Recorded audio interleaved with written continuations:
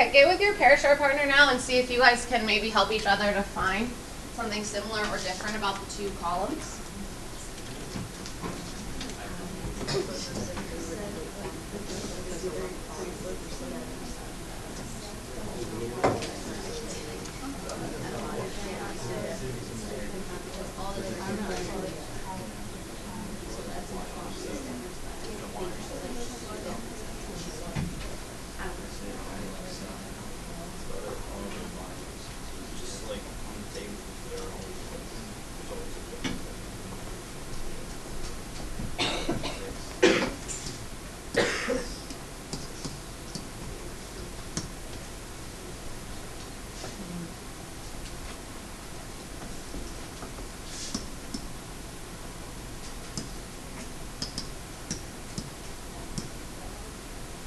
All right, who can give me a similarity between the two columns?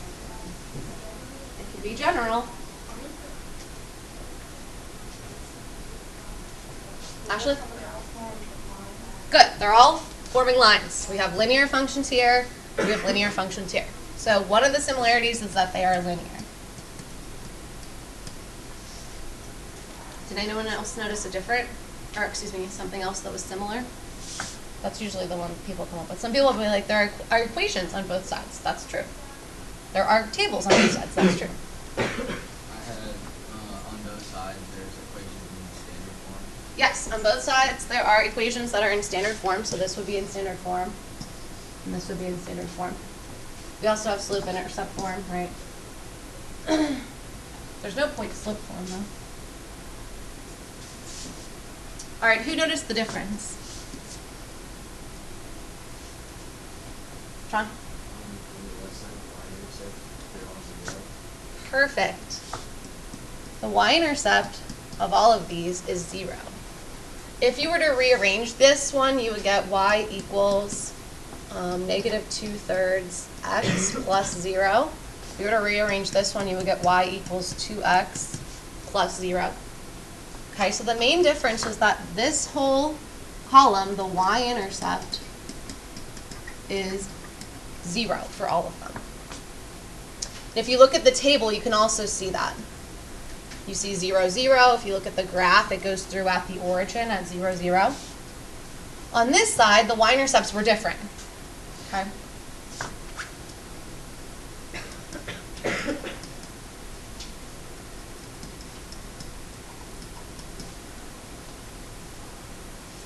All right, now the reason that I show you this is what we're learning today is going to be this column. Okay. It's a special type of linear equation, and it's called a direct variation.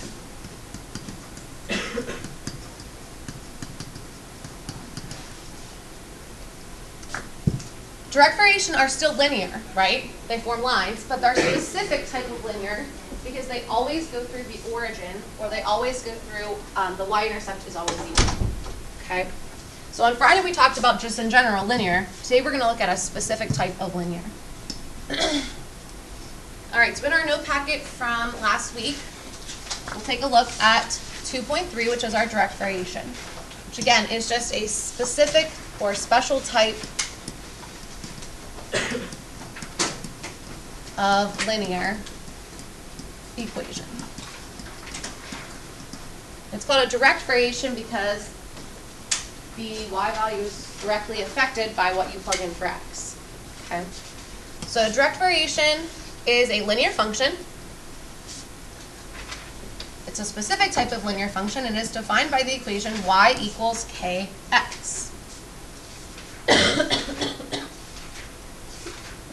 Where k cannot equal 0.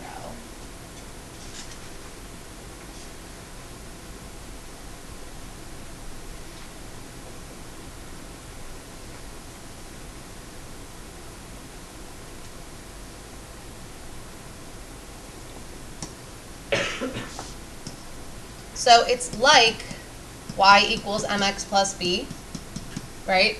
Except that b has to be 0.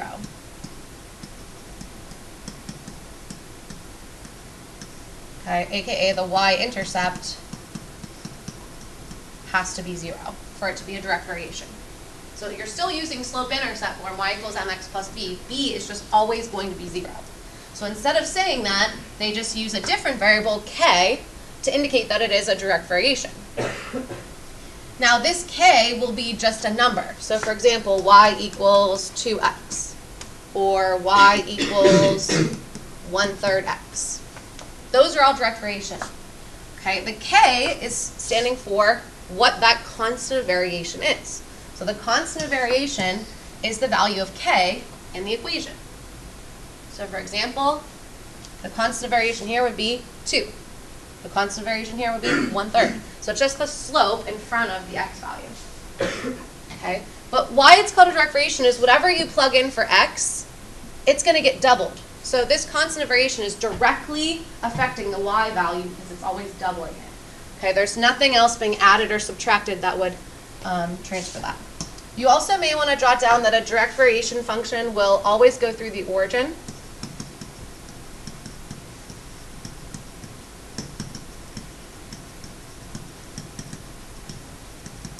Remember, the origin is your 0, 0. So if they ever ask you just to look at a graph and say, is it a direct variation? All you have to do is check and see, does it go through the origin? Is the y-intercept 0? Okay, that's the same thing. So we have some, let me also give you another equation. So the constant of variation is our variable k. How could I solve this equation for k? I have y equals kx. How could I solve that to get it in the form k equals? What would I have to do? Ashley? Good. I could divide by x on both sides. So I would get k equals y divided by x. So there are two formulas that you want to memorize from today. And they are these, y equals kx and k equals y divided by x. Technically, you only need to memorize the first one, and the second one could be derived by solving. So whenever the line either runs straight up or y would move at x, but like if we're vertical or horizontal? Would that be, if it's all linear, would that be considered a direct variation? Technically, yes. Okay. If it were in y, well, no, because k cannot be 0. Okay. So that would technically be 0x, which would then be 0. Okay. So we'd want to see one that's at a slant. It could be going up or down, but it wouldn't be vertical or horizontal. All right, so for each, I kind of want to do those first. Okay. For each function, determine whether y varies directly with x. Okay, so you're testing to see is it a direct variation or not. If so, find the constant of variation. So in this table, we are given x and y values. So we want to use the formula k equals y divided by x to test and see, am I getting the same constant of variation for each pair of numbers? So I usually add like an extra column. Now you just have to remember you're taking y divided by x, not x divided by y. And we're going to test and see if they come out to be the same. So I'll take my y value divided by my x value. -2 divided by -6. If I were to reduce that, I would get 1/3. Okay. Now let's see if I get 1/3 for all the other ones. Y divided by x would be 1 divided by 3, which is 1/3. So far so good. Test the last one. Y divided by x, 4 divided by 12, would reduce to be 1/3. So because these are all coming out to be the same number, then yes, this is a direct variation. And it says, if so, find the constant of variation and write an equation. So I would have to state that k is 1/3. That's the constant of variation. Then they want me to write an equation in the form y equals kx, which would be y equals 1/3 x. I remember giving this quiz last year, and a lot of students got a B instead of an A because they didn't read directions. So if on the quiz you saw a question like this, you could not just write yes. You would miss 2 points. Okay, so make sure that you are always reading the directions and answering all of the parts. If it's a no, you don't have to do the other parts, but if it's a yes, you do all of them. Okay, so for the next one, we'll do the same thing. We'll test, do we get the same number when we take y divided by x? And I would get -2 divided by -1, which is +2. I would get 4 divided by 3, which is 1 1/3, or 4/3. So right now, because these are not equal, you can stop and say no. You don't even have to continue. Okay, if the first two don't match, then it can't be directly related. Now for the next one, we have some harder examples, right? We see some mixed numbers. The first one would be easy. So we'll get 5, negative 5/9, right? Y divided by x. Now when we're doing mixed numbers, you'll want to change these to impropers.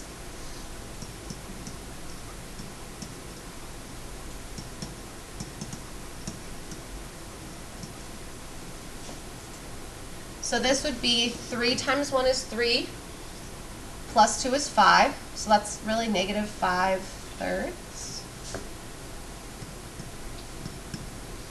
divided by 3. Now remember, when you're doing division with fractions, you could change this to be negative 5/3 divided by 3 instead of having a division bar. You could change it to a division symbol. And when we're dividing things with fractions, we can change this to be multiplication of the reciprocal, which would be negative 5/3 times 1/3, which will get me negative 5/9. Okay, which remember, the negative doesn't matter if it's in the numerator or denominator. Right now it's looking like this is going to be a yes, right? But always test that last one because it could be different. I don't remember if it is or not, but let's change this. So this would be 24 plus 5 would be 29/8. So that would be 29/8 divided by 6.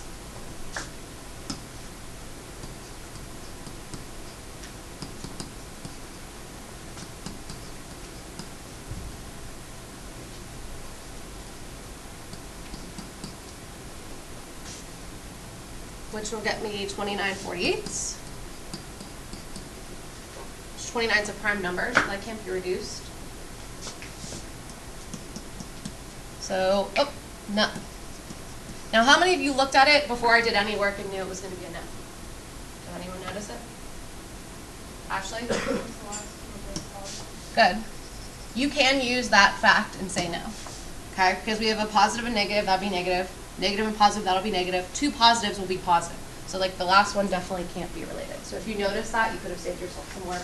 But I wanted to show that because in the homework, some of them don't have that shortcut, and you'll have to do the mixed numbers. Okay. All right, we can also analyze an equation to determine whether it represents a direct variation. So the steps to follow are to solve for y using inverse operations.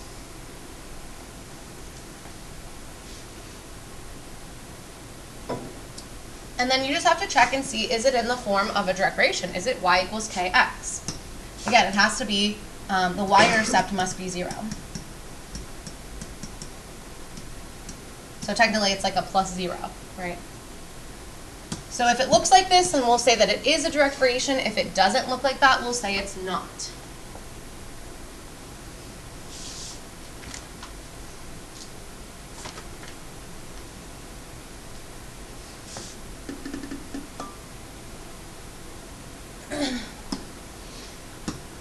So for each function, determine whether y varies directly with x. So we're saying yes or no. If so, find the constant of variation. So for letter A, the biggest mistake students will say is no, because it doesn't look like it's y equals kx. But remember, in front of this x, there's actually a 1 hiding. So it's really like 1x divided by 2, which could also be rewritten as y equals 1/2 times x, right? It'd be x over 1, which would then put the x back in the numerator. So make sure that anytime you see this fraction, make sure you rewrite it so that it has a constant variation. This should be a yes. This is a direct variation. And again, make sure you answer the question completely. They want me to state the constant of variation, which is k, is 1/2. So that would be like a 2-point question. Make sure that you answer both parts. Now, a lot of you look at B and say no, right? It is going to be a no, but I would always just double check. So I would solve for y.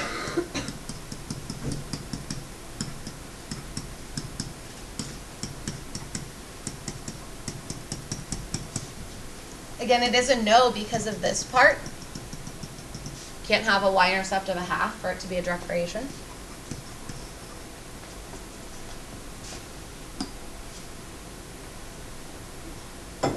in C, before you state what the constant of variation is, we do have to solve for y. How would I solve for y?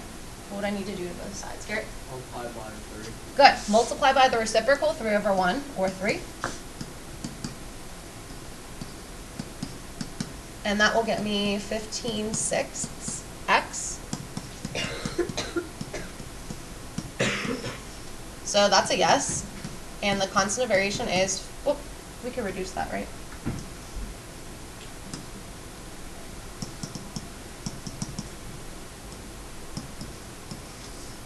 We'll get 5 halves.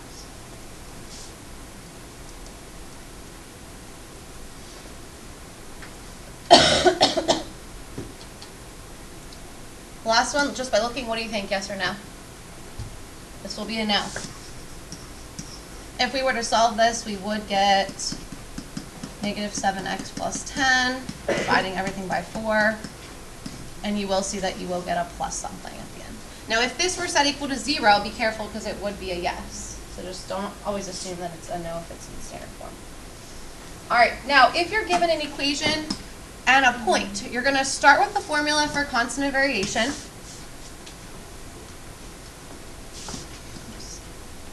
You can use either one. You can either use your y equals kx, or you could use your k equals y divided by x. This is probably the easier one. Okay. And then you're going to input your values for x and y, or plug in. And that will get you your constant of variation. Then you're going to rewrite the formula for direct variation. And you're going to substitute in your k.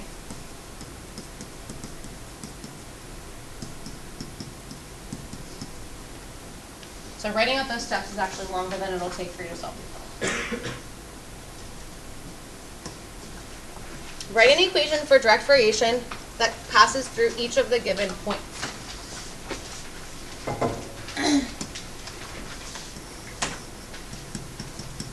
So if they want an equation for direct variation, it's in the form y equals something x. Y equals 2x, y equals 7x, y equals 2/3 x, something like that. So they give me this point. So the first thing you want to do is find out what your constant of variation is. So you need to know what k value you're plugging in. Okay, you take your coordinate that you're given and you plug in the values. -3 divided by 4. That's not my answer, that's just my k value. So now I take that k value and I plug it back in for k and I get y equals -3/4 x. That's my equation.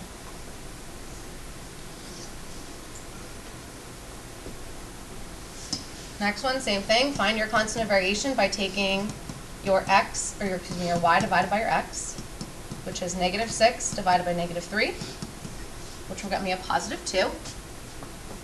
Plug that back in to the direct variation equation. We get y equals 2x. Okay, I'm going to skip over the last one just because it's kind of a repeat due to time. The other way they can do this to you is they can give you a statement. So instead of saying 8, 3, they say find the constant variation, then find the value of y when x, okay, so this is taking it a step further. Find the constant of variation, then find the value of y when x equals -4. So notice, they give us a y and an x. That's really an ordered pair, 8, 3. They just wrote it out separately. Okay. So you're still finding the constant of variation.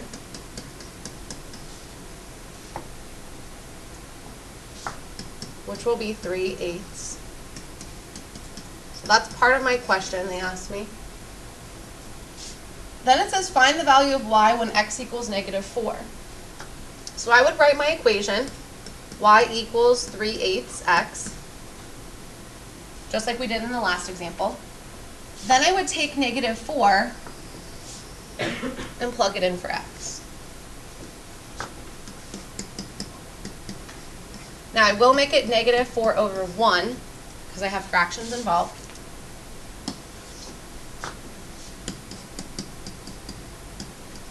And I'll get -12/8, which we can reduce by a factor of 4.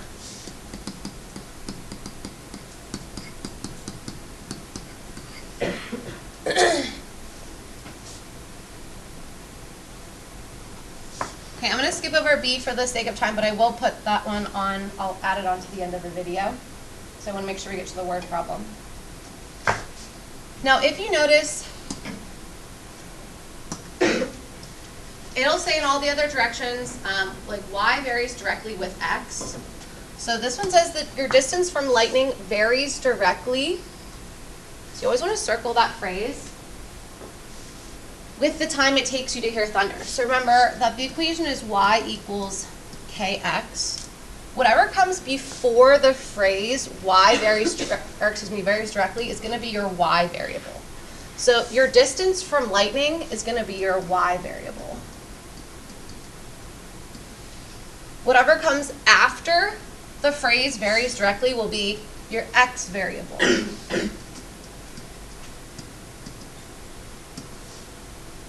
And that's because of the way that the equation is set up. Y varies directly with x.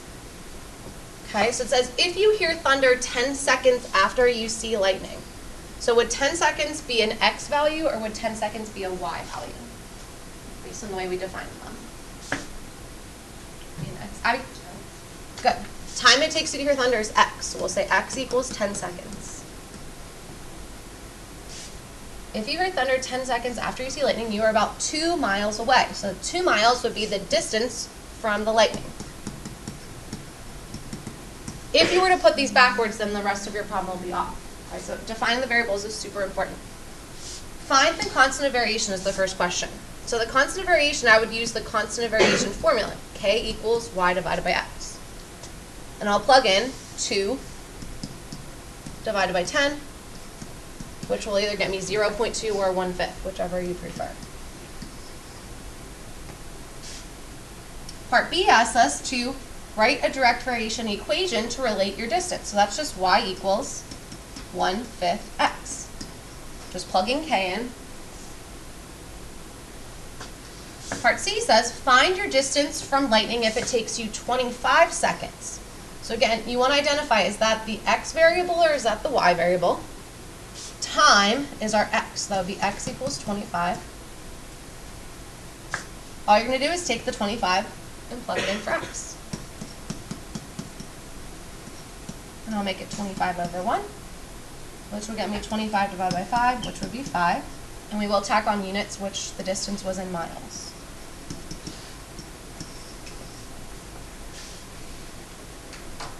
See if you guys can try 1, 2, and 3 in the closure while I'm passing out your homework.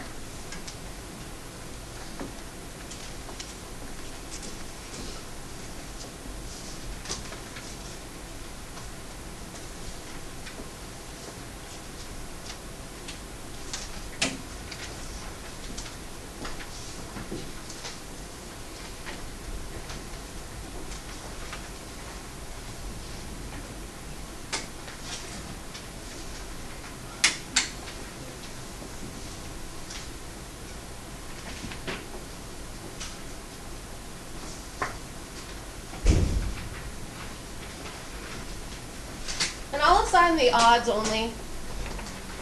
Again, if you want to do all of them for more practice, that's fine.